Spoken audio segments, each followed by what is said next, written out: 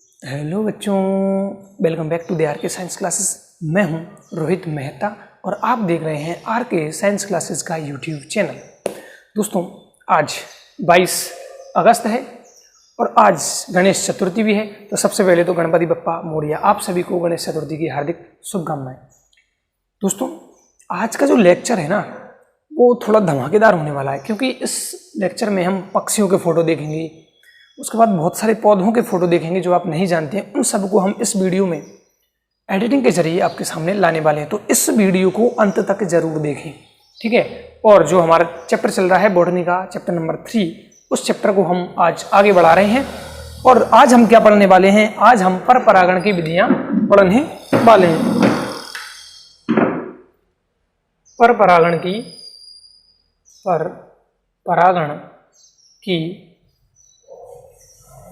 विधियां। तो आज हम पर परागण की जितनी भी विधियां हैं या जितने भी प्रकार मान लें पर परागण के, कितने प्रकार से पर परागण हो सकता है, उन सब के बारे में बात करने वाले हैं। तो दोस्तों, हमारे जो पिछला लेक्चर था वो केमिस्ट्री के ऊपर डाला था, उस पर जबरदस्त प्यार आपका हमें देखने को मिला। तो हम भी कोशिश करेंगे केमिस्ट्री के और सर को बुलाएंगे और लेक्चर्स आपके सामने प्रोवाइड करवाएंगे, वो भी बिल्कुल फ्री में। और बायो तो आपकी बिल्कुल फ्री में चल ही रही है। हमारी ऑफलाइन कोचिंग चलती है जो अभी तो बंद है, जिसका नाम है अर्जुन क्लासेस, केलवाड़ा में ही है। तो आप वहाँ जैसे ही लॉकडाउन खत्म होता है, कोचिंग खुलती है, तो वहाँ हमारे साथ ज्वाइन कर सकते हैं। वरना हमारी जो ऑनलाइन कोचिंग है आर के साइंस क्लासेस, वो तो चलती रहेगी और इसमें भी मैं वीडियोज टाइम पर डालता रहूँगा। तो आप बिल्कुल निश्चिंत रहें। अगर आप 12th बायो है आपके पास या आप 10th में हैं, तो आपके लिए मैं वीडियोज़ डालता रहूँगा। और अब मैं वीडियोज़ 11th के लिए भी लाने वाला हूँ, 11th क्लास के लिए भी, क्योंकि हमारे जो बच्चे थे ऑफलाइन पढ़ने वाले, वो सर के गाँव में के ज़्यादातर बच्चे हैं, तो उनकी मांग है कि सर आप 11th की बायोलॉजी स्टार्ट करें। तो हम 11th की बायोलॉजी भी स्टार्ट करने वाले, या तो 10th को बंद कर देंगे, 11th शुरू कर देंगे, ऐसा करेंगे, लेकिन 12th को बंद नहीं करेंगे। इसके लिए आप निश्चिंत रहें। और हाँ, जो बच्चे हमारी वीडियोज़ को डाउनलोड कर रहे हैं, मैं उनसे एक रिक्वेस्ट करना चाहूँगा। अभी डाउनलोड कर रहे हो, चलो ठीक है, लेकिन ऐसा मत सोचना कि हम जो यूट्यूब पर जो वीडियो डाल रहे हैं उनको कभी डिलीट करेंगे। नहीं भाई, इन वीडियोज़ को हम बिल्कुल भी डिलीट करने वाले नहीं है, चाहे कुछ भी हो जाए। हाँ, अगर यूट्यूब वाले वीडियोज़ को डिलीट कर देते हैं तो बात अलग है, लेकिन हम इन वीडियोज़ को डिलीट नहीं करेंगे। चलिए साथियों, तो पर परागण की विधियों की बात करते हैं। इसके लिए 2 साधन हैं। कितने साधन हैं? इसके लिए 2 साधन हैं। पहले साधन जो है वो जैविक साधन है, जैविक साधन, और दूसरे जो साधन है वो है अजैविक साधन। अजैविक साधन देखिए, जैविक साधन ऐसे साधन होते हैं जो कि जीवित हैं, यानी कि जैविक का मतलब होता है जीवित या सजीव। तो ऐसे कौन कौन से कारक हैं जो पर परागण का कार्य करते हैं? ऐसे कौन कौन से सजीव जीव हैं, है ना, जो किसका कारण करते हैं, किसका कार्य करते हैं? पर परागण का। था इसमें हम कीट, सबसे पहले कीट लेंगे। कीटों द्वारा होने वाला परागण, है ना। अब कीट में सबसे ज्यादा किसके द्वारा होता है? मधुमक्खी के द्वारा। तो हमें ये याद रखना है कि सर्वाधिक कीट कौन सा है जो पर परागण की क्रिया करता है। तो सबसे ज्यादा जो पर परागण की क्रिया करवाता है जो कीट, तो वो है मधुमक्खी। इसके बाद चमगादड़ द्वारा भी क्या होता है? चमगादड़ द्वारा भी पर परागण की क्रिया करवाई जाती है। इसके बाद बहुत से पक्षी भी आते हैं इनमें। तो ये सभी क्या है? ये सभी सजीव हैं, और इन सजीवों के द्वारा जो पर परागण की क्रिया करवाई जाएगी तो उसे इनके द्वारा होने वाला पर परागण कहेंगे, जैसे कीट परागण, चमगादड़ परागण, पक्षी परागण। तो ये सब जैविक कारक हैं। और अजैविक कारक में हम सिर्फ और सिर्फ 2 ही चीज ऐड करते हैं या 2 ही चीज पढ़ते हैं। सबसे पहले हम जल और उसके बाद लेंगे वायु, जल और वायु। तो सबसे पहले हम वायु परागण के बारे में बात करने वाले हैं। तो हेडिंग लगाएंगे हम, पहला वायु परागण। वायु परागण, देखिए, वायु परागण को अंग्रेजी में एनीमोफिली कहा जाता है। एनीमोफिली क्या कहा जाता है? Anemophily, anemophily.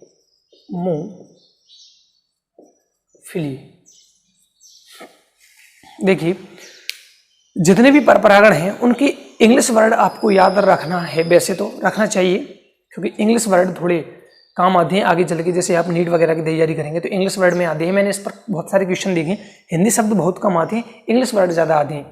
तो वायु परागण को एनिमोफिली कहा जाता है। ऐसा नहीं कि वायु को एयर कहते हैं तो इसको एयरोफिली कह सकते हैं, नहीं, इसको क्या कहेंगे, एनिमोफिली।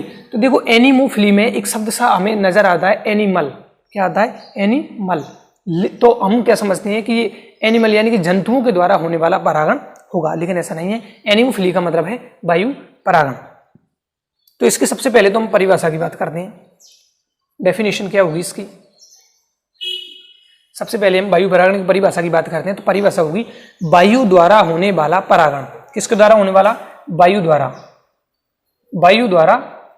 होने वाला परागण। वायु द्वारा परागण जो होगा उसे क्या कहते हैं, उसे कहा जाता है वायु परागण। देखिए हमने परागण पढ़ा था, परागण की क्रिया किसे कहते हैं कि परागकणों का वर्तिकाग्र पर पहुंचना। अब ये परागकण किसके द्वारा वर्तिकाग्र पर पहुंच रहे हैं, तो वो है वायु। तो वायु द्वारा होने वाले परागण को वायु परागण कहते हैं। और ऐसे पुष्प क्या कहलाते हैं, ऐसे पुष्प वायु परागित पुष्प कहलाते हैं। वायु परागित पुष्प, ऐसे पुष्प जिनमें वायु द्वारा पर परागण की क्रिया होती है उनको क्या कहा जाता है, उनको वायु परागित पुष्प कहा जाता है। अब इसके एग्जाम्पल की बात कर लेते हैं, कौन कौन से ऐसे पौधे हैं या ऐसे फूल हैं जिनमें वायु द्वारा परागण होता है। तो इसमें आता है सबसे पहले मक्का, इसके बाद आता है गन्ना, मक्का, गन्ना, गेहूं, जौ।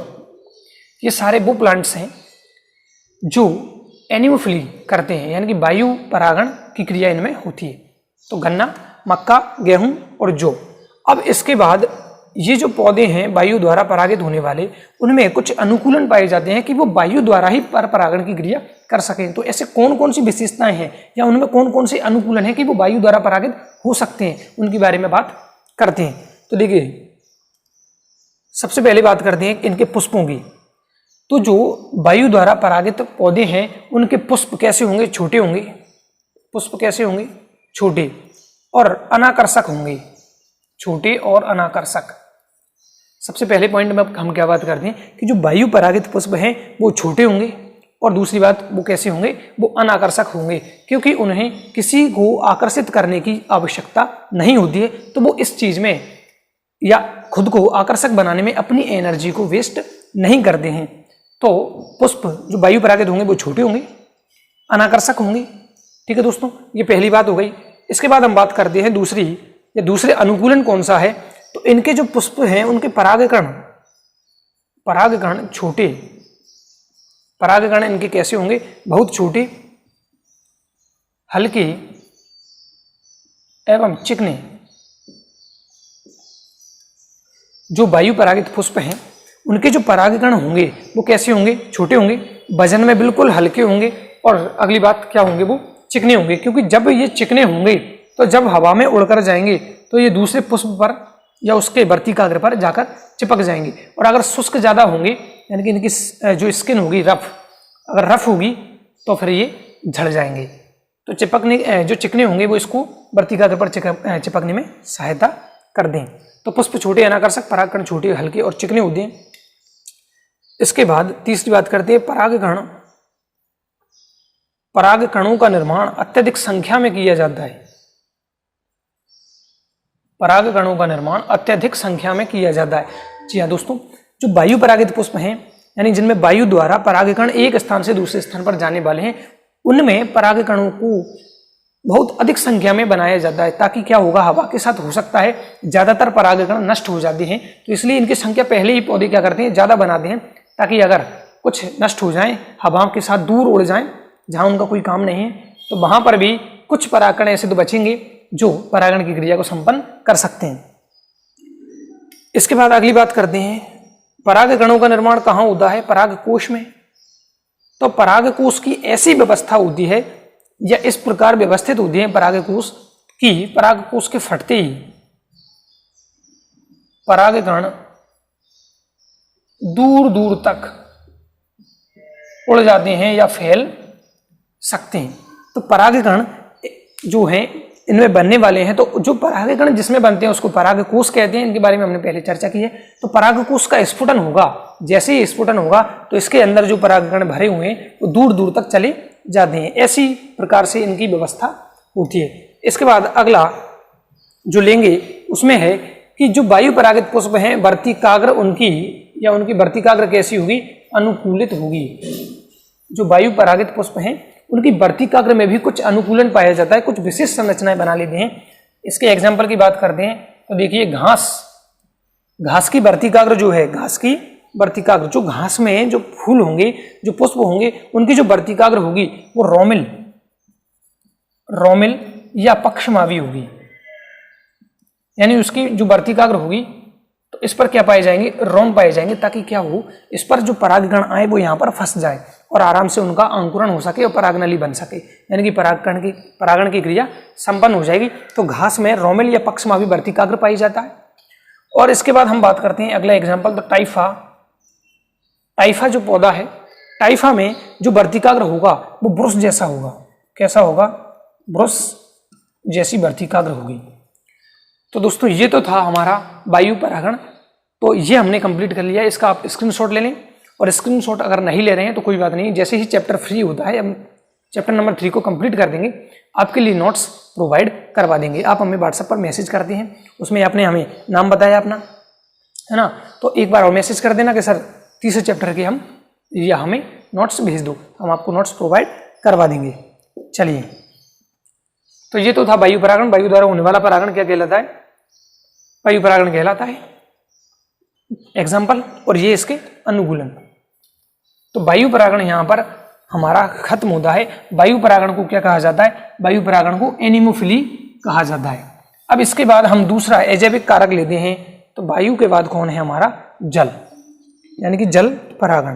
तो दूसरा परागण ले रहे हैं हम, जल परागण। डेफिनेशन की बात करते हैं तो डेफिनेशन क्या होगी, ऐसा परपरागण या ऐसा परागण जो किसके द्वारा होता है, जल द्वारा होता है, तो इसको कहा जाता है कौन सा परागण, जल परागण। अब देखिए इसके दो प्रकार होते हैं। कितने प्रकार होते हैं जल परागण के, दो प्रकार। अगर परागण की क्रिया जल की सतह पर ऊपर होती है तो उसे दूसरा नाम दिया जाता है, और अगर परागण की क्रिया जल की सतह के अंदर ही अंदर यानी पानी ही पानी में होती है तो इसको दूसरा नाम दिया जाता है। तो सबसे पहले हम ले रहे हैं अधो जल परागण। अधो जल परागण, अधो जल परागण, या इसको जलाध परागण भी कहा जाता है। अधो जल परागण या जलाध परागण, इसको क्या कहा जाता है, अंग्रेजी में इसको कहा जाता है हाइप हाइड्रोफिली। इसको तो कहते हैं हाइड्रोफिली, इसको तो कहा जाता है हाइड्रोफिली, और इसको कहा जाता है हाइप हाइड्रोफिली। अधो जल परागण, देखिए अधो का मतलब होता है नीचे, अधो का मतलब होता है, अधो का मतलब क्या है, नीचे, यानी कि ऐसा परागण जो जल की सतह में अंदर ही अंदर हो, जल की सतह के नीचे ही नीचे हो। यानी कि ये हमारा मान लो जल की सतह है और यहाँ से यहाँ तक पानी भरा हुआ है, तो ये तो क्या है, इसकी जल की सतह। तो कुछ ऐसे पौधे होंगे जो यहाँ पर होंगे, यहाँ पर इनके फूल लग रहे होंगे, तो इनमें क्या होने वाला है, इनमें एक पुष्प के परागण निकलेंगे, दूसरे पुष्प पर चले जाएंगे या दूसरे पौधे पर चले जाएंगे। तो अगर ऐसा परागण है तो इसको कहा जाता है अधो जल परागण, यानी कि परागण की क्रिया कहाँ हो, जल के नीचे या जल में, जल की भीतर या जल के भीतर, यानी कि परागण की क्रिया कहाँ हो रही है, जल के भीतर हो रही है, तो इसको क्या कहते हैं, इसको अधो जल परागण कहा जाता है। ये इसका चित्र देख सकते हैं, इससे समझ सकते हैं कि पौधा जल के अंदर ही अंदर है, डूबा हुआ है पूरी तरह से, जल की सतह पर बाहर नहीं आया हुआ है। अब इसके एग्जाम्पल की बात करते हैं। इसके एग्जाम्पल नाजास, नाजास, जोस्टेरा और सेरेटोफिल्लम। इसके एग्जाम्पल कौन कौन है, नाजास, जोस्टेरा, सेरेटोफिल्लम। अब देखिए हमने ये पौधे कभी देखे नहीं हैं, हो सकता है किसी स्टूडेंट ने देखे होंगे, कोई दिक्कत नहीं है, तो हम आपके लिए इनके चित्र यहाँ पर ला रहे हैं। देखिए सबसे पहले है नाजास, ये देखिए इसका चित्र दिखाई दे रहा है। चलो जोस्टेरा, जोस्टेरा का चित्र ये रहा आपके सामने, देख लो ध्यान से। और इसके बाद है सेरेटोफिल्म। सेरेटोफिल्म का चित्र ये रहा आपके सामने दिखाई दे रहा है। अभी तो वीडियो में तो नहीं है, लेकिन वीडियो को जब मैं एडिट करूंगा तो सबके चित्र यहाँ पर डालने वाला हूँ। तो नाजास, जोस्टेरा और सेरेटोफिल्म, इन तीनों के चित्र आपने देख लिए हैं कैसे होते हैं। आप अगर कहीं इनको देखेंगे तो आप पहचान सकते हैं। चलिए, तो ये तो था कौन सा परागण, अधोजल परागण, जो कहाँ होता है, जल की सतह में या जल के नीचे ही नीचे। अब इसका दूसरा एग्जाम्पल जो है, दूसरा प्रकार जो है वो है अधिजल परागण। अधिजल परागण, अधिजल परागण, और इसको अंग्रेजी में कहा जाता है एफ हाइड्रोफिली। F hydrophily. तो अधि का मतलब होता है ऊपर। अधि का मतलब क्या होता है, ऊपर, यानी कि इसमें परागण की क्रिया जल की सतह के ऊपर होगी। यानी कि ये तो था, अब इसको मैं हटा देता हूं। अब इसमें क्या होगा, ये जो जल की सतह है, तो इसमें ये पुष्प कहाँ खिलेंगे, यहां पर खिलेंगे ये पुष्प। ये मान लो ये ऐसे, तो यहां पर जो पुष्प होंगे, तो इन पुष्पों में परागकण क्या होंगे, यहां पर तैरकर, जल की सतह पर तैरकर दूसरे पुष्पों तक पहुंचेंगे। तो ऐसा परागण जो जल की सतह पर होता है उसे अधिजल परागण कहा जाता है। और इसका एग्जाम्पल वर्ल्ड फेमस है। इस एग्जाम्पल को आपको बिल्कुल याद करके रखना है, वेलिसनेरिया। वेलिसनेरिया,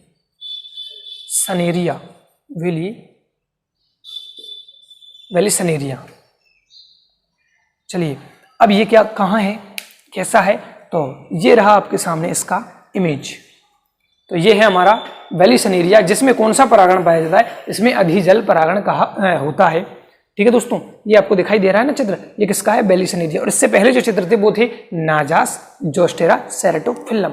एक इसको ऐसे याद कर सकते हो, नाजा याद कर लो, नाजा है ना, नाजास, जोस्टेरा। नाजा कोबरा का वैज्ञानिक नाम है, सबको पता होगा, कोबरा सांप। नाजास, तो नाजा उसको कहा जाता है, नाजा उसको वैज्ञानिक नाम है कोबरा का। और यहाँ हमें नाजा से याद करना है, नाजास और जोस्टेरा। और एक सेरेटोफिल्म याद हो जाएगा तो ठीक है। फिल्म का मतलब ही होता है पत्ती, फिल्म का अर्थ होता है पत्ती। तो ये तो थे हमारे जल परागण के दो प्रकार। अब कुछ पौधे ऐसे होते हैं जो जलीय तो हैं, कुछ पौधे, यानी कि हर एक जलीय पौधे में जल परागण हो ऐसा संभव नहीं है। कुछ ऐसे भी पौधे हैं जो जल के में होते हैं, लेकिन उनमें वायु परागण या कीट परागण पाया जाता है। तो इनके अपवाद हम लेते हैं, अपवाद जलीय पौधों के, या फिर ऐसे कह दें, नोट लगा के लिख दें हम, अपवाद मान लो या नोट लगा के लिख लो। अपवाद तो ऐसे नहीं कहेंगे क्योंकि हर एक जलीय पौधे में जल परागण नहीं होता है। तो कुछ ऐसे अपवाद हैं जो जलीय तो है लेकिन जल परागण नहीं होता है। सबसे पहले हम लेते हैं जो है पहला निम्फिया। पहला कौन सा है, निम्फिया। निम्फिया जलीय पौधा है, निम्फिया जलीय पौधा है और इसमें कीट परागण पाया जाता है। या ये कैसा पौधा है, कीट परागित। ये कैसा पौधा है, निम्फिया। निम्फिया कीट परागित पौधा है। अभी हमने कहा सभी जलीय पौधों में जल परागण नहीं होता है। एग्जाम्पल है निम्फिया, जलीय है लेकिन किसके द्वारा परागित हुआ, कीट परागित पौधा है ये। इसके बाद हम बात करते हैं पोटामोजिटोन।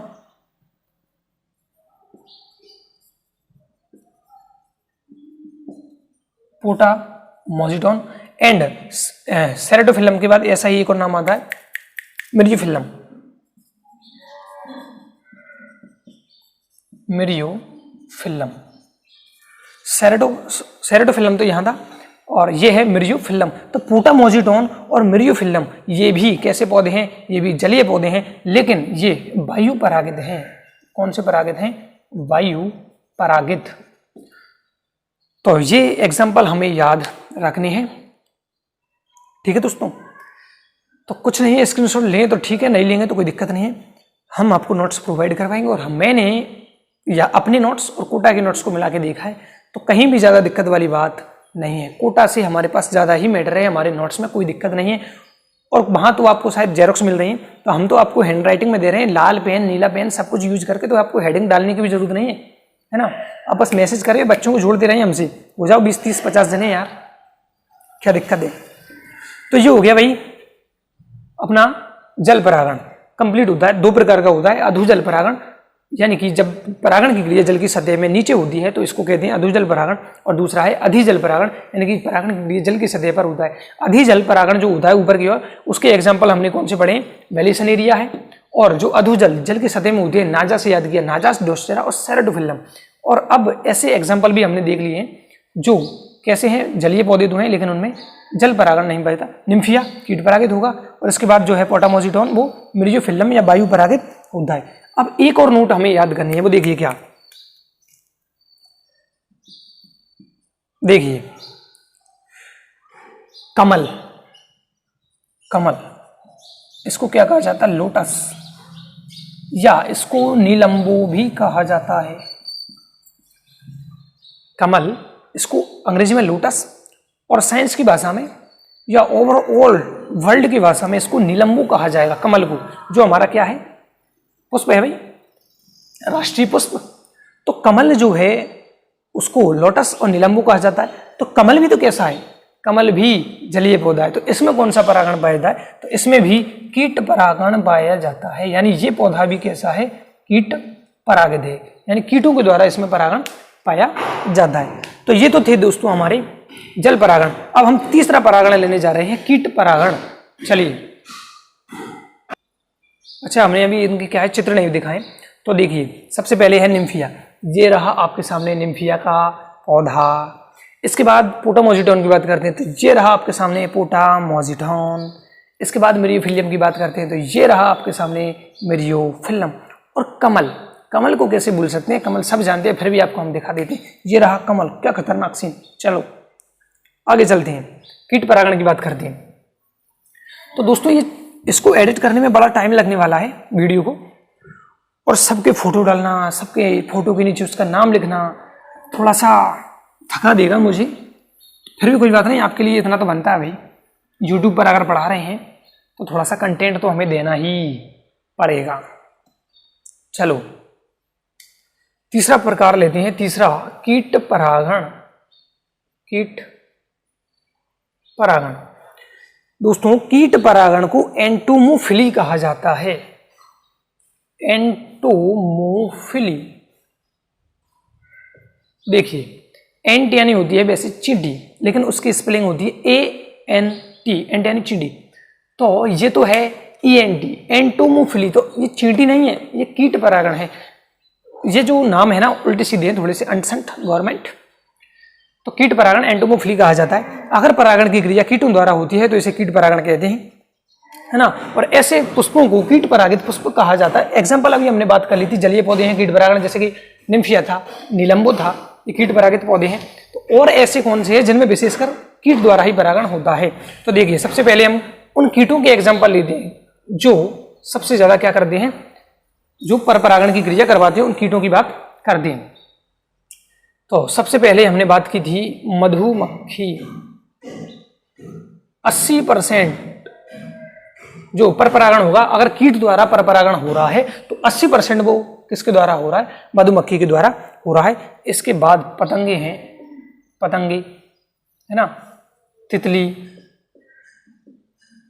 पतंगे हैं, तितली हैं, इसके बाद बीटल है। तो ये सब एग्जाम्पल हैं उन कीटों के जिनके द्वारा कीट परागण होता है। और अब मैं उनके पादपों की बात करने वाला हूं जिनमें कीटों द्वारा परागण होता है या पर परागण होता है। तो वो तो हमें अलग याद करने, वो जलीय थे, उनमें कीट परागण भी पाया जाता है। ऐसा नहीं है कि कीट परागित तो कीट अकेला ही परागण कर सकता है ना, दूसरे प्रकार के पर परागण भी उनमें हो सकते हैं। तो इसमें एग्जाम्पल की बात करते हैं पादपों की, तो सरसों, साल्विया, साल्विया को तुख मलंगा भी कहा जाता है। तुख मलंगा क्या कहा जाता है, साल्विया को तुख मलंगा भी कहा जाता है। इसके बाद ऑर्किड्स, आँख, ऑर्किड्स, आँख, अंजीर, ये सब एग्जाम्पल हैं उन पौधों के जिनमें क्या पाया जाता है, जिनमें कीट परागण पाया जाता है। कमल भी इसका एग्जाम्पल है, निम्फिया भी इसका एग्जाम्पल है, तो वो हमने उधर बात कर ली थी। अब जो कीट परागित पौधे हैं उनमें कुछ अनुकूलन भी तो पाए जाएंगे। कीटों को आकर्षित करना पड़ेगा, कीटों को आकर्षित करना पड़ेगा। तो ये पुष्प कैसे होंगे, आकर्षक होंगे। इनके पुष्प कैसे होंगे, आकर्षक होंगे। तभी तो कीटों को आकर्षित कर पाएंगे। अब आकर्षक पुष्प होंगे कैसे होंगे? जब इनके दल रंगीन होंगे, दलों का रंग होगा, है ना। अपन कहते हैं कि वो पुष्प कैसा है, वो लाल रंग का है, तो पुष्प लाल रंग का नहीं है भाई, उसके दल लाल रंग के हैं। कोई पुष्प नीला है तो वो पुष्प नीला है, क्यों? क्योंकि उसके दल कैसे हैं? नीले। तो वो डेफिनेट सी बात है, उनका रंग है ना, वो आकर्षक किया है, क्यों? दलों को रंगीन किया है, क्यों? ताकि वो कीटों को आकर्षित कर सकते हैं। और जिनके पुष्प ज्यादातर रंगीन होते हैं उनमें वायु परागण नहीं होता है, उनमें कीट परागण पाया जाता है। तो ये आकर्षक पुष्प होंगे, इनके दल रंगीन होंगे। ये पुष्प कैसे होंगे? पुष्प चमकदार होंगे। कैसे होंगे? चमकदार होंगे। और इनमें मकरंद ग्रंथियां पाई जाएंगी जो मकरंद का स्त्रवण करेंगे, मकरंद निर्माण, मकरंद नेक्टर, मकरंद को नेक्टर कहा जाता है। इसके बाद तो ये तो मुख्य विशेषताएं हैं दो कि आकर्षक पुष्प होंगे। पुष्प आकर्षक कब होंगे? जब उनके दल रंगीन होंगे, ये चमकदार होंगे और मकरंद युक्त होंगे, क्योंकि इसी मकरंद को खाने के लिए कीड़े मकोड़े यहाँ पर आते हैं। इसके बाद हम बात करते हैं, तो ये थोड़े आउट ऑफ सिलेबस बात कर रहा हूं मैं। पेंजी, पेंजी या जो वायोला है, इसके पुष्प में देखिए क्या होता है, इसके पुष्प में कुछ चिन्ह पाए जाते हैं जिन्हें नेक्टर गाइड्स कहा जाता है। नेक्टर गाइड्स यानी कि नेक्टर यानी क्या होता है, अभी बात की हमने, नेक्टर यानी मकरंद, तो मकरंद को दर्शाने वाले कुछ चिन्ह पाए जाते हैं, उनको नेक्टर गाइड्स कहा जाता है पेंजी में। किसमें? पेंजी में। तो और इसके बाद हम बात करते हैं, तो इसके और भी एग्जाम्पल आते हैं, तो उनकी बात हमें नहीं करनी है क्योंकि सिलेबस में नहीं है, ये थोड़ा स्पेशल था इसलिए मैं इसको लेके आया।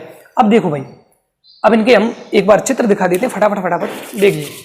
मधुमक्खी, इनके तो हमें कोई दिखाने की जरूरत नहीं है ना।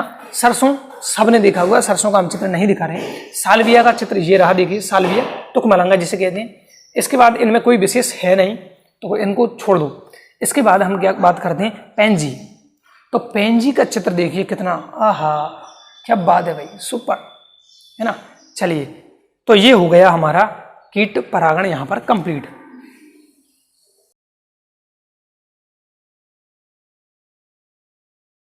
चलो अब हम बात करेंगे, ये कीट परागण कंप्लीट हो चुका है, तो 3 प्रकार के परागण हमने पढ़ लिए हैं। वायु परागण सबसे पहले, उसके बाद जल परागण 2 प्रकार का, और इसके बाद कीट परागण। और अब हम चौथे प्रकार पर चल रहे हैं, पक्षी परागण। पक्षी परागण देखिए, इसको कहा जाता है ऑर्निथोफिली। ऑर्निथोफिली। देखो, पक्षियों का अध्ययन क्या कहलाता है? क्या कहलाता है? पक्षियों के अध्ययन को क्या कहते हैं? या जीव विज्ञान की वैसा का जिसमें पक्षियों का अध्ययन किया जाता है, ऑर्निथोलॉजी कहलाता है। क्या कहलाता है वो? ऑर्निथोलॉजी। ऑर्निथो का मतलब यहाँ पर क्या है? पक्षी। तो फिली, तो परागण की बात कर रहे हैं, पक्षियों द्वारा होने वाले परागण को, किसके द्वारा? पक्षियों द्वारा होने वाले परागण को पक्षी परागण कहते हैं। अब पक्षी कौन कौन से हैं जिनके द्वारा परागण की या पर परागण की क्रिया करवाई जाती है? सबसे ज्यादा की बात हम कर रहे हैं, तो सबसे पहले आते हैं इसमें हमिंग बर्ड। हमिंग बर्ड या गुंजन पक्षी। गुंजन पक्षी, ये तो पहला पक्षी है हमिंग बर्ड। दुनिया का सबसे छोटा पक्षी किसका? दुनिया का, जो मुख्यतः अमेरिका में पाया जाता है भाई, यूएसए में, है ना, यूनाइटेड स्टेट अमेरिका। इसके बाद आता है शकरखोरा। शकरखोरा, जिसे क्या कहा जाता है? इसको सनबर्ड कहा जाता है, सनबर्ड, है ना। ये है भारत का सबसे छोटा पक्षी। भारत का यानी कहां पाया जाएगा? इंडिया में। और तीसरा है नेक्टेरिना। नेक्टेरिना, तो देखो भाई, अब इनके दुनिया का सबसे छोटा है, भारत का सबसे छोटा है नेक्टेरिना। तो देखो 3 है हमारे पास, हमिंग बर्ड, सनबर्ड, नेक्टेरिना। इनकी बात हम करें तो देखिए, इनके चित्र देखिए। सबसे पहले हमिंग बर्ड, क्या मस्त पक्षी है, क्या खा रहा है, देखो फूल का रस चूस रहा है, मकरंद लेने आया और कुछ नहीं है ना। आकर्षक है, कीड़ों को आकर्षित करने के लिए, चिड़िया को आकर्षित करने के लिए। इसके बाद हम बात करते हैं सनबर्ड, वाह क्या बैठा हुआ है, देखो, है ना। और नेक्टेरिना, वाह यार क्या पक्षी है, मतलब मजा आ गया पक्षियों को देख के, दिल खुश। चलो, ये तो थे हमारे पक्षी। अब हम बात करने वाले हैं ऐसे पुष्प के एग्जाम्पल या ऐसे पौधों के एग्जाम्पल जिनमें पक्षी परागण पाया जाता है। सेमल, सबसे पहले सेमल को बॉम्बैक्स कहा जाता है। सेमल को बॉम्बैक्स कहा जाता है। और ये रहा आपके सामने सेमल, वाह भाई वाह।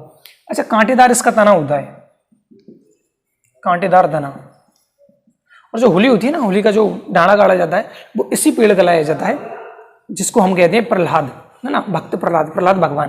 तो वो इसी पौधे का या इसी पेड़ का एक तना काट के लाया जाता है। किसका? सेमल का। कांटेदार इसका तना है, ये दिखाई दे रहा है आपको चित्र में, ये देखो सेमल है। इसके बाद सेमल के बाद बात करते हैं हम बोतल ब्रश या बोतल ब्रुश या ब्रुश या ब्रश, कोई दिक्कत नहीं है। इसको अंग्रेजी में कैलिस्टेमोन कहा जाता है, कैलिस्टेमोन। देखिए ऐसा फूल है इसका, देखो ये रहा कैलिस्टेमोन। कैसा फूल है इसका?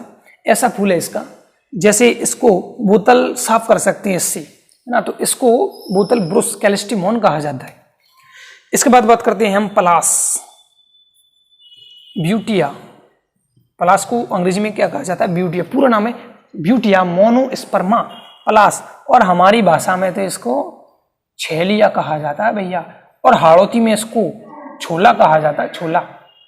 हाड़ौती वाले बच्चे देख रहे हैं, मुझे पता है, समझ गए होंगे छोला, छोला कौन सा है ना। तो पलास ब्यूटिया, ये इसका पौधा या इसके पुष्प देखिए कितने शानदार है, गर्मियों में खिलने वाला पौधा है। इसके बाद हम बात करते हैं बिगनोनिया, बिगनोनिया। तो बिगनोनिया को तो बिगनोनिया ही कहा जाता है, बिगनोनिया। चित्र भी देख लो, हर एक के बता रहे हैं, इसके क्यों नहीं बताएंगे भाई? आहा क्या बात है भाई, सुपर, मजा आ गया फोटो देख देख के। बिगनोनिया। बिगनोनिया के बाद बात करते हैं हम रक्त मदार की। किसकी? रक्त मदार, एरिथ्रीना इसको कहा जाता है, एरिथ्रीना। तो सबके हमने इंग्लिश में नाम बताए। वो सोच रहे हैं बच्चे सर इसका फोटो नहीं दिखाए, लो भाई ये रहे आपके सामने रक्त मदार, एरिथ्रीना, सबके इंग्लिश नाम है। और शायद मैंने फोटो में भी इंग्लिश नाम दिए हैं, तो मैं इंग्लिश नाम दे रहा हूँ। किसी किसी के इंग्लिश नाम नहीं दिए तो मैं उनका हिंदी अर्थ दे दूंगा, कोई दिक्कत नहीं है, या फिर दोनों दे देंगे, कोई दिक्कत नहीं है। तो ये देखिए भाई, ये तो पक्षी हैं, हमिंगबर्ड, सनबर्ड, नेक्ट्रीना, तीनों के हमने इमेज दे दिए थे। सेमल, बुतब्लस, पलास, बिगनोनिया, रक्तमदार, ये वो पौधे हैं जिनमें पक्षियों द्वारा परागण या परपरागण की क्रिया होती है। अब हम इनके कुछ अनुकूलन पढ़ने वाले हैं कि जो पक्षियों को आकर्षित करेंगे कैसे, तो उनके अनुकूलन हम पढ़ेंगे। चलिए, जगह है यहाँ, थोड़े से ही हैं, कोई दिक्कत नहीं है, या फिर हटा ही देते हैं इनको, यहाँ पे लिख देंगे हटाओ, नो दिक्कत। अनुकूलन, अनुकूलन, एडेप्टेशन, कि जो पक्षियों द्वारा परागित होते हैं उनमें कौन कौन से पौधे में कौन कौन से अनुकूलन होते हैं, उनके बारे में बात करते हैं। देखिए सबसे पहले तो हम बात करेंगे कि ये जो पुष्प होंगे ना भाई, बड़े होंगे, पुष्प बड़े, पक्षियों को आकर्षित करने के लिए पक्षी इन तक पहुंचे, इसके लिए पुष्प कैसा होगा? पुष्प काफी बड़े होंगे। और दूसरी बात, इनका मुंह पुष्पों का भूमि की तरफ होगा, मुंह भूमि की तरफ, यानी मुंह इसका ऐसे लटके होंगे, ऐसे इनका मुंह इधर की साइड होगा, ये ऐसे जमीन की तरफ नीचे करके, है ना। क्या बन गया? वैसे तो कोई बात नहीं है भाई, जल्दी जल्दी बनाए। आपको चित्र हमने इन सबके बता दिए, मुंह किधर है? नीचे की तरफ, यानी कि जमीन की ओर। इसके बाद हम बात करते हैं तीसरा, पक्षियों को आकर्षित करना है तो पुष्प तो चमकदार बनने हैं भाई। पुष्प क्या होने? इनके पुष्प चमकदार होंगे, पक्षियों को बुलाने के लिए आकर्षक होंगे, है ना, और इनमें मकरंद पाया जाएगा। यानी कि ये पुष्प कैसे होंगे? ये पुष्प मकरंद युक्त होंगे। क्यों? पक्षियों को आकर्षित करना है। रंगीन हो सकते हैं, होंगे भी सही रंगीन, है ना, कलर होगा, इनके दल कलरफुल होंगे। इसके बाद इनमें कुछ मकरंद ग्रंथियां पाई जाएंगी जो मकरंद का स्त्रवण करती हैं, है ना, खुशबू होगी, आकर्षक, पुष्प चमकदार, ये सब इनके लक्षण हैं। अगली बात करते हैं इनमें, तो इनके परागकण क्या होते हैं? इनके परागकण चिपचिपे होते हैं, चिपचिपे। क्यों? ताकि कोई पक्षी आया है तो अगर ये परागकण उस पर गिरे तो उसकी स्किन पर या उसके पंखों पर ये परागकण चिपक जाएं, और जब दूसरे पुष्प पर वो जाए तो ये परागकण वहां पर आसानी से गिर जाएं। तो इनके परागकण कैसे होंगे? चिपचिपे होंगे। और लास्ट बात हमें ये करनी है कि इनके जो फूल होते हैं उनमें भी कुछ अनुकूलन पाए जाते हैं, जैसे कि उनकी आकृति चेंज कर लेते हैं। जैसे सबसे पहले हम बात करें तो पुष्प कैसा होगा? नलिकाकार, पुष्प नलिकाकार, इसमें तंबाकू में, जिसे निकोटियाना भी कहा जाता है। निकोटियाना क्या कहा जाता है? तंबाकू को निकोटियाना। तो नलिकाकार इसके पुष्प होंगे। ये है आपके सामने तंबाकू का पौधा। सबके बता दिए सर, मजा आ गया, है ना। वीडियो का मजा नहीं ले रहे, पढ़ने का मजा नहीं ले रहे, वो तो फोटो देखने का मजा ले रहे हैं। चलिए अच्छी बात है भाई, मेहनत की है इस वीडियो में भाई, है ना। अब अभी तो मैं पढ़ा रहा हूँ, है ना, मुझे थोड़ी पता है कौन सा फोटो आने वाला है, मैं तो मजा ले रहा हूँ, ऐसे मजे तुम देख देख के लो, है ना, मुझे क्या पता भाई कौन सा। और हाँ, अगर गलती से दूसरा फोटो जुड़ जाए ना, उसके नीचे नाम तो होगा, तो ये मत कह रहा सर क्या पढ़ा दिया, गलत फोटो दे देती हूँ, गड़बड़ हो जाए तो उसके लिए पहले सॉरी मांग लेता हूँ भाई। नलिकाकार पुष्प किसमें होंगे, तंबाकू या निकोटियाना में होंगे। इसके बाद प्यालेनुमा जो पुष्प होंगे, प्यालेनुमा भी हो जाते हैं कुछ में पुष्प। प्यालेनुमा किसमें होंगे, कैलिस्टिमोन कहाँ गया, ये रहा कैलिस्टिमोन में। प्यालेनुमा किसमें, कैलिस्टिमोन में, यानी कि बोतल ब्रुश में। अरे अभी देखा है था ना भाई, इसमें लाल फूल मेरे घर के आगे लगा हुआ था पहले, और सिटी में जाओ भाई गार्डन में एक तो मिल ही जाएगा, एक आध पौधा दो, है ना, वो गोल कटिंग कर देती हैं और नीचे लटकते हुए फूल हैं यूं करके, जैसे ये पौधा है मान लो तो यूं नीचे लटकते हैं, यहाँ से लाल फूल ये इधर लटक रहा हो, ये अभी चित्र बता दिया है वैसे तो इसको देखकर आप समझ जाओगे कि किसका पौधा है, बोतल ब्रुश का। सर देखे तो बहुत सारे पौधे हैं, बस जानते कुछ नहीं है, याद कुछ नहीं है, तो ये कौन सा पता नहीं। तो प्यालेनुमा बोतल ब्रुश में। तो इसके बाद हम ये पक्षी परागण यहां पर कंप्लीट होता है, तो पक्षी परागण स्क्रीनशॉट ले लो। चलिए पक्षी परागण के बाद हम अगला परागण पे चल रहे हैं, चमगादड़ परागण। नोट्स तो हम आपको देंगे ही सही, तो स्क्रीनशॉट लो या मत लो, कोई दिक्कत वाली बात नहीं है। चलो अगली बात करते हैं हम, चमगादड़ परागण, पांचवा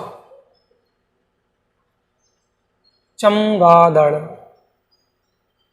परागण। हाँ भाई, इसको काइरोप्टेरोफिली कहा जाता है। क्या कहते हैं सर, क्या कहते हैं, काइरोप्टेरोफिली।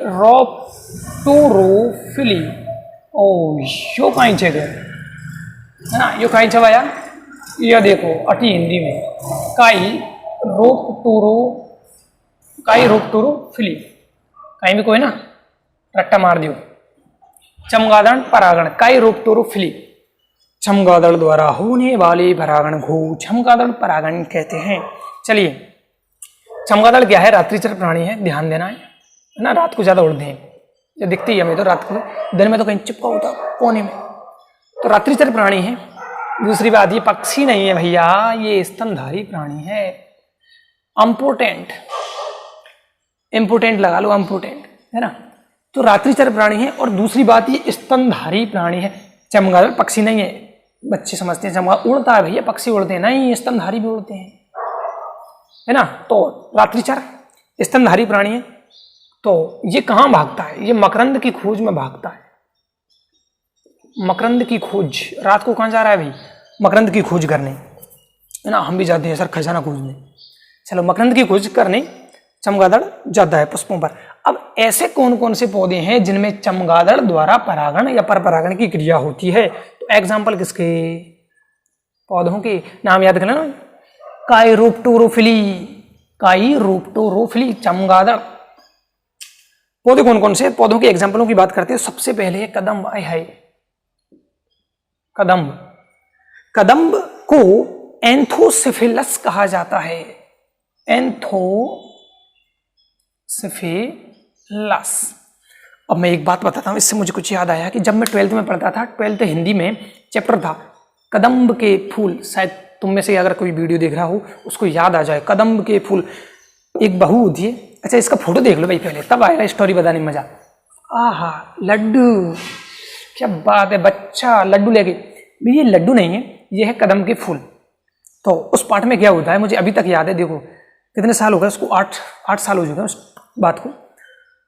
बहू होती है, सास होती है, बहू क्या करती है, कदम के फूल लेके जाती है एक थाली में भर के, और तू मतलब सास को ना दिखे ऐसे, तो सास को क्या लगता है, ओहो लड्डू ले जा रही है, और उन दोनों में फिर बहस होती है। वो बेटे को बताती है कि थारी लाड़ी तो लड्डू लाई छे, लाडू थाली में, वो मारे मारे दुखारे को चिपाया, तो कहीं करा सास बहू में झगड़ा हो जाता है। तो वो लड़का जाता है, उससे पूछता है कि तुम लड्डू लाई माँ से दुखा के, वो कहते अरे लड्डू कहाँ लाई भाई, मैं तो कदम के फूल थे। तो ऐसा चैप्टर था कुछ, है ना, मजा आया स्टोरी में, पार्ट था भाई। चलो कदम एंथोसिफिलस, ये इसका फोटो देख लिया आपने, बहुत सारे जम के फोटो डाले इसके दो। कचनार, इसको बोहिनिया कहा जाता है, बोहिनिया। पत्ती कैसी होती है इसकी, ऐसी, फिर ऐसी, अरे ऐसी पत्ती होती है इसकी, है ना। क्या पत्ती बना दी सर, जी हाँ दिल के आकार की डबल हार्ट शेप में। और नहीं मानो तो ये देखो, ये किसका पौधा है, बोहिनिया। इस फूल के पीछे देखो पत्ती नजर आ रही है, हाँ किसकी है वो, कचनार। तो इस पत्ती को देख के आप अच्छी तरह समझ सकते हो कि ये कौन है, ये कचनार है। इसके बाद है बालम खीरा। कौन, बालम खीरा, बाल मखीरा या बालम खीरा। इसको ज़ेलिया कहा जाता है, काइज़ेलिया। और सारा फोटो तो बताओ कि ये लो भैया, फोटो देख लो तुम, ये कौन है, ये बालम खीरा है, बाल मखीरा, किज़ेलिया। इसके बाद लास्ट आता है इसमें गोरख इमली। गोरख इमली, या इसको कल्प वृक्ष कहा जाता है। क्या कहा जाता है दोस्तों, कल्प वृक्ष। और अंग्रेजी में इसको कहा जाता है एडनसोनिया। एडनसोनिया, कल्प वृक्ष, नाम तगड़ा है, कल्प वृक्ष, गोरख इमली। और ये रहा इसका फोटो। ओ क्या फोटो है, ये देखो पेड़ है ना। चलो, तो ये हो गए इनके एग्जाम्पल की बात। ये पौधे हैं और ये चमगादड़ द्वारा परागित होते हैं। अब इसके बाद अगले परागण की बात करते हैं, तो वो है संभुक या घोंगा परागण। कौन सा परागण, संभुक, संभुक या घोंगा परागण, संभुक या घोंगा परागण। इसको मेलेकोफिली कहा जाता है, मेलेकोफिली। इसको क्या कहा जाता है, मेलेकोफिली। 1 मिनट दोस्तों, टाइम देख लेता हूं कितना हो गया, 9:01, कोई दिक्कत नहीं।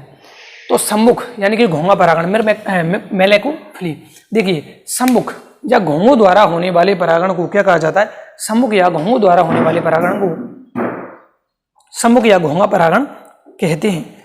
इसके एग्जाम्पल अब तो छोटे छोटे से आगे, कोई दिक्कत ही नहीं है। इसका एग्जाम्पल है गुलदाउदी, गुलदाउदी। इसके एग्जाम्पल की बात करते हैं तो सबसे पहले आता है गुलदाउदी, क्राइसेंथेमम इसको कहा जाता है, क्राइसेंथेमम। इसके बाद आता है एरिसिमा, एरिसिमा, या एरिसिमा को सर्प वृक्ष, कौन सा वृक्ष, सर्प वृक्ष कहा जाता है। कौन सा वृक्ष, सर्प वृक्ष, स्नेक प्लांट। सर अचानक क्या हो गया आपको भाई, बाहर धूप निकल आई है और अब देखो थोड़ी सी छाया हो गई, तो जादू चल रहा है भाई, आज तो पूरे वीडियो में जादू है ना। मैं गेट लगा देता हूं, 1 मिनट।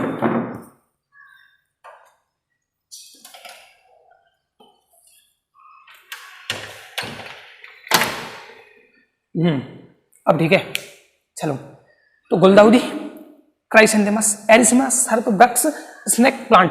ओहो, ये क्या है, सबसे पहले गुलदाउदी का पौधा मैं आपको दिखाता हूं। ये लो, ये है गुलदाउदी, वाओ नाइस कलर, क्या फूल है। एरिसिमा, सर्प वृक्ष, स्नेक प्लांट, ऐसा ही है, देख लो ये रहा। यो तो सर सांप छे के डसना लियो मारे को, नहीं डसेगा भाई, मोबाइल में है वो, कोई दिक्कत नहीं। तो इसके बाद ये सम्मुख परागण कंप्लीट होता है। इसके बाद हम बात करते हैं चींटी परागण। चींटी परागण, चींटी परागण को कहा जाता है मिरमैकोफिली, मिरमैकोफिली। क्या, मिरमैकोफिली, क्या सर क्या बढ़ा रहे हो आज। चींटी, मिरमैकोफिली, अरे मर जाएगी छोटे से में, छोटी सी चींटी है मिरमैकोफिली, मर जाएगी बेचारी। चींटी परागण मिरमैकोफिली है ना। मिमिक्राई करते हैं ना, मिमिक्राई ऐसे, चींटी थोड़ी करेगी। चींटी परागण मिरमैकोफिली, मिरमैकोफिली। देखिए, चींटी द्वारा होने वाली परागण को चींटी परागण कहते हैं। इसके एग्जाम्पल कौन कौन से पौधे हैं, तो इसमें है बबूल। सर बबूल तो एक टूथपेस्ट का नाम है। बबूल का पौधा होता है भाई, जिसका वैज्ञानिक नाम होता है अकेशिया नीलोटिका, अकेशिया नीलोटिका, नीलू की टिकाऊ, अकेशिया नीलोटिका, बबूल। इसके बाद कूमटा भी आता है इसमें, कूमटा, इसको कहा जाता है अकेशिया सेनेगल, अकेशिया सेनेगल।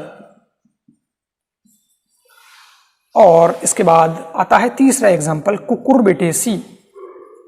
कौन आता है, कुकुरबिटेसी कुल के पौधे, जिसमें पहले भी बात की थी हमने, 2 प्रकार के फूल आते हैं, पहले नर फूल आते हैं और बाद में आते हैं मादा फूल। इसमें कद्दू, करेला, तुरही, लौकी, ककड़ी सब आते हैं। तो इनमें चींटी द्वारा परागण होता है। देखो बबूल के पौधे पर जाओ, चींटियां ही चींटियां लाइन में जा रही होंगी। ऐसे ही इनकी जो बेल होगी, कद्दू, करेला, तुरही, लौकी, इनकी बेल पर भी चींटियां आपको दिखाई देंगी और फूल के आसपास वहां बैठी रहती हैं और क्या कर देती हैं, परागण की क्रिया को संपन्न कर देती। ये परागण हो क्यों रहा है भाई, परागण हो रहा है बीज बनाने के लिए या फल बनाने के लिए, ठीक है। तो चींटी परागण होता है। इसके बाद लास्ट आउट ऑफ सिलेबस गिलहरी परागण। गिलहरी परागण, गिलहरी द्वारा होने वाले परागण को गिलहरी परागण कहते हैं। इसमें एग्जाम्पल की बात करते हैं तो सेमल एंड गुलमोहर। सेमल और गुलमोहर में गिलहरी द्वारा भी परागण की क्रिया संपन्न होती है। सेमल का फूल आप जो पौधा है वो आपने पहले भी देखा था, कांटे वाला, होली पर जलाते हैं, वो बचाते हैं फिर उसको। सेमल देख लो फिर भी एक बार, शटाक, ये रहा हमारा सेमल। और गुलमोहर, इसकी तो बात ही क्या करना, देखो क्या विलेज बना हुआ है, पास में दीवार खड़ी है और देखो क्या पेड़ दिखाई दे रहा है, वाह भाई वाह, मजा आ गया। तो गिलहरी परागण सेमल और गुलमोहर में होता है। तो दोस्तों ये हमारे यहाँ पर जितने भी परागण थे वो सब खत्म होते हैं। और आज का लेक्चर था ना बड़ा इंटरेस्टिंग था, इसको पूरा देखो भाई, है ना, पूरा देखो। अब बोल रहा हूँ मैं एंड में कि सर पूरा देखो, पूरा ही तो हो गया, हाँ कोई बात नहीं, सॉरी भाई। तो इस लेक्चर को यहीं बंद करते हैं। आगे के चैप्टर भी हम बहुत जल्द शूट करने वाले हैं, पूरे चैप्टर को कराएंगे, आप बने रहे बस हमारे साथ। तो ठीक है, थैंक यू वेरी मच दोस्तों हमारे चैनल को देखने के लिए, हमारे वीडियो को पसंद करने के लिए। और अगर पसंद आता है ना भाई तो एक ठोक दिया करो यार, है ना, कुछ नहीं जाता, 1 सेकंड भी नहीं लगता। और बच्चों के साथ स्प्रेड करो इस हमारी वीडियोज को, हमारे चैनल के बारे में बताइए कि हाँ भैया बायो चल रही है और फ्री में चल रही है ना, पैसे नहीं देने पड़ रहे। और अगर ज़्यादा बच्चे हो जाएंगे फ्री में पूरी बायो डाल दूंगा, नो टेंशन, 1-1 घंटे के लेक्चर बना के। लेकिन बच्चों तो जोड़ो, तुम बच्चे नहीं जोड़ोगे तो मैं डिसमोटिवेट होता हूँ। मोटिवेट होना मुझे, तो आपको इस चैनल को स्प्रेड करना होगा। सब्सक्राइबर 1000, 2000, 5000 कर दो, 5000, चलो। तो थैंक यू वेरी मच दोस्तों हमारे साथ बने रहने के लिए। जय हिंद, जय भारत और जय श्री राम। और आज गणेश चतुर्थी है तो गणपति बप्पा मोरिया।